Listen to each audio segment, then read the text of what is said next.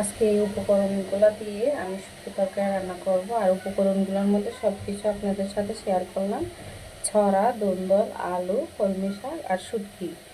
আর একটা শুটকি হবে না, তার জন্য আমি এখানে বালাইচা ব্যবহার করব। বালাইচাটা আমার ঘরে আছে কিনা, এটা আমি দিয়ে একসাথে রান্না করব। আর এখন আমি যেহেতু মশলাটা কষাইতে দিয়েছি, এখানে মশলাটা কষানো হয়ে গেলে এখানে আমি ফার্স্টে যে জিনিসগুলো সিদ্ধ হতে টাইম লাগে, আলু, ছড়া সব কিছু আমি দিয়ে দেবো। দিয়ে ভালো করে সিদ্ধ করে নিয়ে তারপর আমি এখানে শাক অথবা দন্দল সব কিছু অ্যাড করবো। তো আমি ছড়াগুলো দিয়ে দিতেছি, সবগুলো ছড়া দিয়ে দেবো। আর এভাবে আপনারা বাসায় মিক্স তরকারিটা রান্না করে দেখবেন, সেটা কিন্তু অপূর্ব লাগলে অসাধারণ লাগবে, যেটা মানে বলার ভাষা নেই। আমি আলুগুলো দিয়ে দিলাম।